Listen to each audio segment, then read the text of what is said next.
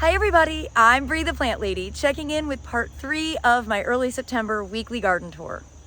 I'm standing here quite strategically because I wanted to show you how beautiful my grow your own bird seed combo looks. This is a mix of sunflowers, sesame, and sorghum, and when all of these have ripe seeds, the birds cannot stay away. So without further ado, let me turn this camera around and give you a close-up view. It was probably 7 or 8 years ago when I first started growing sorghum, sesame, and sunflowers together. And I've grown them in various parts of the garden. And I really had no idea what I was doing by combining them. But in the fall, when the seeds were ripe, I had the best bird population. And it occurred to me, you don't have to buy bird seed, you can actually grow your own. And these are just 3 plants that I highly recommend. The sesame is so beautiful. Of course, it's been blooming all summer long. It's super heat tolerant. It's a native to Africa, as is the sorghum, which, looks a lot like corn. Of course, it doesn't create ears like corn does. This will ultimately have a big stalk of seed coming out of the apical meristem right out of the center. And I'm loving these multi-branched sunflowers that I just direct seeded in here, and you can see the seeds are starting to ripen. Of course, birds are already actively plucking seeds out, and that is the entire purpose. Now, to show you the rest of this border, I think I mentioned last week that I might as well just let the pumpkins grow over the trench, which, as you can see, is settling pretty hard. And I do think that allowing this bed to grow out a little bigger isn't the end of the world. I can ultimately come and just clean up the edge. So that's precisely what I'm gonna do with these. I don't actually know which pumpkin this is. I've had some questions. People bought pumpkin seed or pumpkin squash plants from me at the Spring Open Garden. The labels have been washed off. I have no idea what is what until they start fruiting. So unfortunately, I can't really answer your questions based off of foliage because I have the same plants growing and don't know what they are. It's possible this might be, well, I shouldn't try and guess until I start getting fruit. Now you could see this border is really filled in. And, I think in years past, it was a bit more ornamental because I had more flowers in here. But overall, considering I haven't really done anything other than during the really dry spells, give it some water. I think that it's performing quite nicely. The deer have definitely decimated, specifically the okra, but oh well, if they're eating the okra, maybe they're leaving something else alone. I am pretty excited to show you this teeny tiny little baby watermelon. Obviously, I don't think that's gonna become the size that you would see at the grocery store, but still cool. Here's another one. I might be able to actually pickle these because they're small. Oh, look, here's a bigger one. I don't know, maybe they will grow. It'll be a fun experiment to see. I'd say my biggest challenge this year has been an influx in this squash beetle, which is this thing right here. And it is pretty indiscriminate, and you can see it's all over the foliage. Doesn't matter that I continuously squeeze them, their population just keeps growing. But it's been pretty indiscriminate in getting on everything, from cucumbers to zucchini and squash. Now, usually I have a squash borer issue. That can be solved by putting out diatomaceous earth. These squash beetles, I really haven't found a solution that makes sense. So that's too bad. I don't know whether I have them just because I plant so many cucurbits. That's probably it. I don't recall seeing these in the past. So it's a little bit disconcerting when you have a new pest, but overall they aren't really impacting the plants that greatly. I do think that the self-sown castor beans are really what make this border look cohesive and dramatic. You cannot beat that burgundy gigantic leaf. I do try and prevent these from self-sowing because I have in the past have had like hundreds of thousands of them, in this border. In fact, there's probably a few too many there. But overall, I really like that they sort of fill in the gaps and I don't actually have to do anything to get them to grow. Well, I'd be remiss if I didn't acknowledge that the very first flowers from the Osmanthus fragrans variety, Aurantiacus, opened and they're already finished. It was so fragrant over the weekend though, and there's tons more to come. That was just the first flush. And the Neolitsia has not opened yet. I predicted last week that it might be open. You can see those buds are nice and full and thick, but no flowers open on that yet. The persimmons looking great. Those tent caterpillars didn't do any damage and they've come and gone. You know, they ate some foliage, but they didn't impact the fruit. So I'm glad I didn't try and quote control them, as if that's possible. But really pleased to see such a heavy fruit set this year. And fingers crossed, I'll be eating a lot of persimmons sometime in mid to late November. You see even more here on this weeping form. And I have tons of eggplant. And I'll be out harvesting eggplant today. And I think I will go ahead and make a video just to show you my really simple baba ganoush recipe, because it's just too easy to not share. And as I mentioned, I get really sick when I buy baba ganoush or I eat it at a restaurant because somehow they sneak something I'm allergic to in there. Mine is a really, really simple, like 3-ingredient recipe, and everyone loves it. Wanted to let everybody know this year I did not take over the parking spot. So the Land Rover is actually parked where it's supposed to be. And it's really nice because the driveway has a little extra space in it. Now, as we walk to the front of this big side property border, I can't believe the hibiscus still has flower on it. This has just been such a good hibiscus year. And I am not offended by insects eating foliage. I think that's a sign that your garden is healthy. So, and oh, I probably need to check those eggplants because these are really looking great now. And oh yeah, looky here. You can see this is a different variety. Holy smokes, it's enormous. Oh, they are easier to harvest with pruners. This is Ping Tung, which is really my favorite variety. So I'll go ahead and make an eggplant video to give you some tips on how I use the eggplant. And you can see the peanuts are growing really well here. Helpful to have the eggplant there because that prevented the deer and rabbits from completely decimating the peanut crop. And this combo with that self-sown Cupia and this Rudbeckia continues to look great.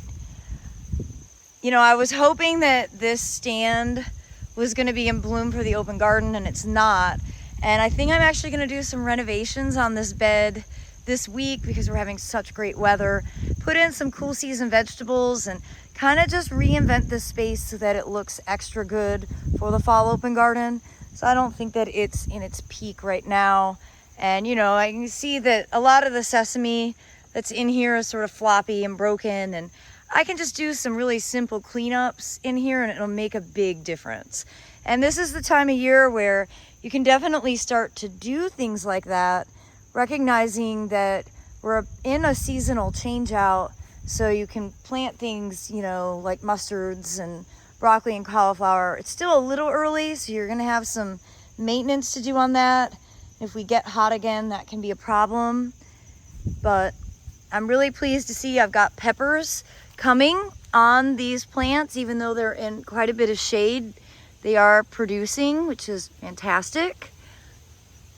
And overall, I just think the renovations that I did earlier in the season have made a big difference. And I'm really quite pleased with how everything is looking.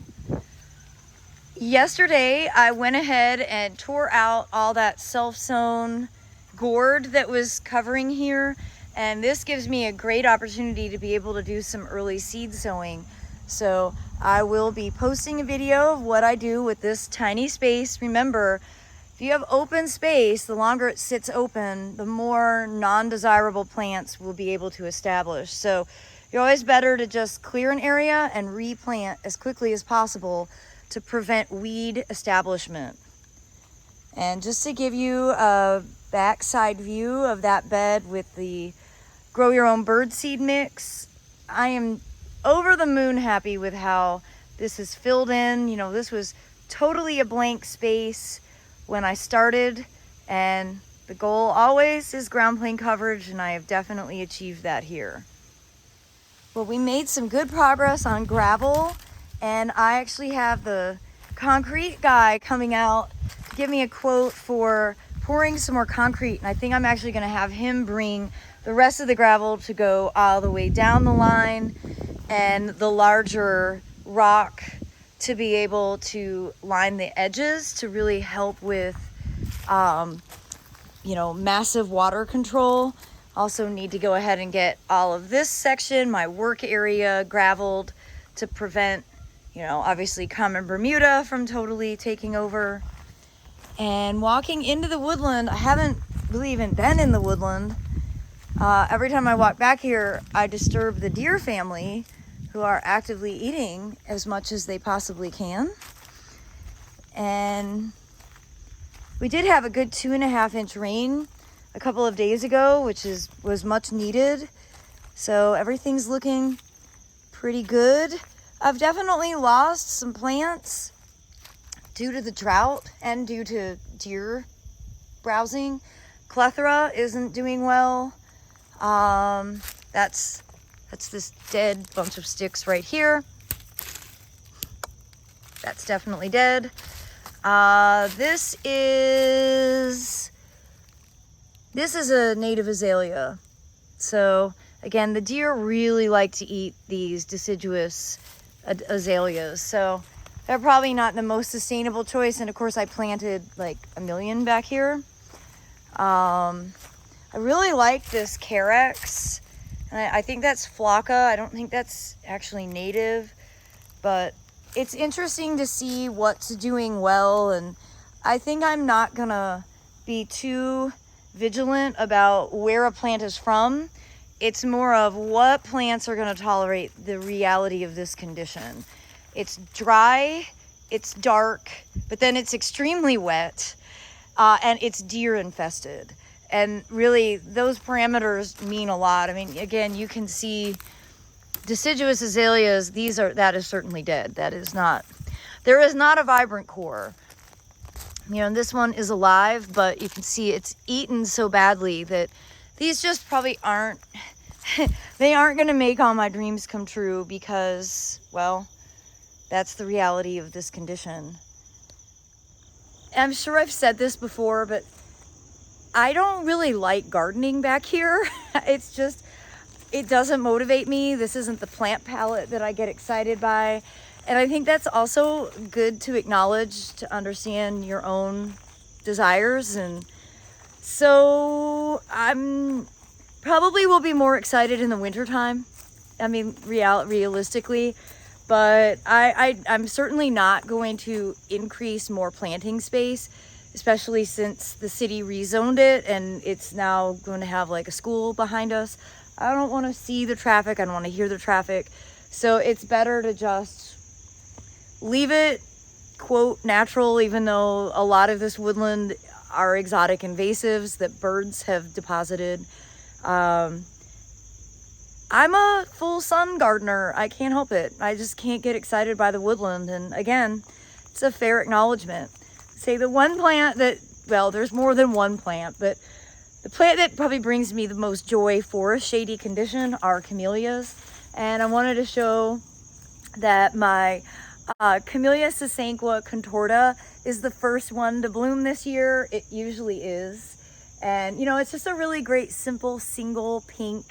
And I really love it because it has this great contorted branching habit. I do have it protected, cattle fence, because otherwise the deer are just absolutely devouring all the camellias. It's just a little bit depressing. And as I make my way up around to the south side border, all of this stuff is looking great. And you can see those coleus that I rooted in a vase a month or so ago have really filled in great, totally compensating for where the zucchini had been planted. So that's a great plant succession. You can also see I've got some okra pods that are drying. That'll be used for seed for next year. This is a great season for okra. I'm eating it on a daily basis. But I do think of all the beds, this is the one that I'm most in love with this year. Again, I love this Kufia. I want to plant it absolutely everywhere next year. There we go, focus. And then the black Madras rice with this super colorful coleus. It has brought me so much happiness. And you can see that rice is just so dynamic. I'm gonna have a great amount of seed to be able to harvest. So I will be offering it next year during the Fuquay-Varina garden tour, which is May 17th and 18th. We're not gonna be holding our normal open garden. So if you wanna visit next spring, you'll have to buy tickets and you'll be able to see several other gardens in my community. So it's actually a really great opportunity. And so I keep mentioning next year we won't do a spring open garden. That's because I'm going to be the other side of the hemisphere for an IPPS meeting, which I'm very excited about. But I do want to give you notice that you can still visit next spring, but you'll have to buy tickets for that Fuquay-Varina Garden Club garden tour. And as the time nears, I'll definitely post more details. But for those of you who are planners like me, you can go ahead and mark the weekend of May 17th and 18th. And I will have, seeds and some plants and things available for sale, in addition to a super talented potter who will be my in-residence guest. And actually that same potter, Denise Freitag, will be here for the fall open garden, which is just a little over 2 weeks away, along with Weston Farms. David Sabio will be here selling hummingbird swings, which are super cute. And I think everything is in line. My favorite shoe company, Charleston Shoe Company, will be here doing a pop-up sale. So if plants and seeds aren't enough, maybe one of those other vendors will be your motivation to come out and visit for free, no registration, rain or shine, on Saturday, September 21st from noon to 4 p.m. We are going to do a ribbon cutting and champagne toast at noon on that day to celebrate the opening of the greenhouse. So I do hope that you can plan to be here for that. Well, everyone, I hope these early September weekly garden tours will serve as inspiration. I look forward to welcoming you in a few weeks. And as always, thanks so much for watching. Happy gardening.